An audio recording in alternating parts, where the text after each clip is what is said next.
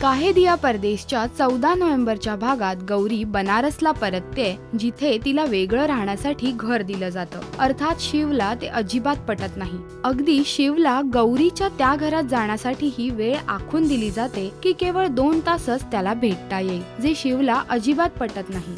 परंतु गौरीच्या शब्दाखातर शिव शांत राहतो. शिव जेव्हा गौरीला भेटायला येतो तेव्हा शिवची मोठी जाऊ गौरीला जेवण आणून देते. ते पाहून शिव अधिकच वैतागतो.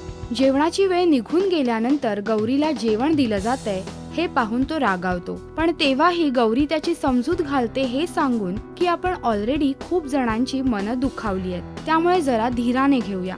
गौरीने जेवलेलं ताट शिव स्वतः स्वयंपाकघरात ठेवायला जातो. त्यावर अम्माची नजर जाते आणि अर्थात वादाला कारण मिळतं. अम्मा पुन्हा एकदा सुरू होते की शिवने तिचं ताट उचलणं चुकीचं आहे आणि तो अम्मा सोबत जेवायला थांबला नाही. तसं शिव मुंबईला जाऊन कसा बदललाय आणि तो गौरीच्या प्रेमात कसा आंधळा झालाय. परंतु आता मात्र शिवच्या रागाचा पारा चढतो आणि तो आईला शांत शब्दात समजावतो की अम्मा जे वागते ते चुकीचं आहे, किंबहुना तेच खरं पाप आहे. शिवाय हेच जर तुमच्या घरातल्या मुलीसोबत झालं असतं तर तुम्हाला चाललं असतं का, असा खडा सवालही विचारतो. परंतु शिवच्या बोलण्याने अम्मा आणखी वैतागते आणि शिव जोरू का गुलाम झालाय यावर तिचा पक्का विश्वास बसतो. इतका की ती ही वार्ता दादीजींना अगदी मीठ मसाला लावून सांगते. आता दादीजीही थोड्या विचारात पडल्यात. इथे मुंबईत मात्र अजूनही तेच दृश्य आहे. बाबा अगदी हरलेत. घरच्याच माणसांना पोलिसात पाठवणं वगैरे त्यांना पटत नाहीये. आई ही वैतागल्यात कारण बाबांनी त्यांना ऐन वेळेस साथ दिली नाही.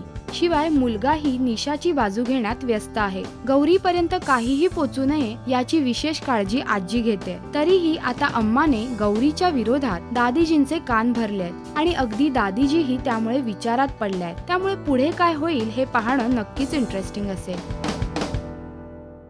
नमस्कार, मी Sayali Sanjeev. Do subscribe to Rajshri Marathi.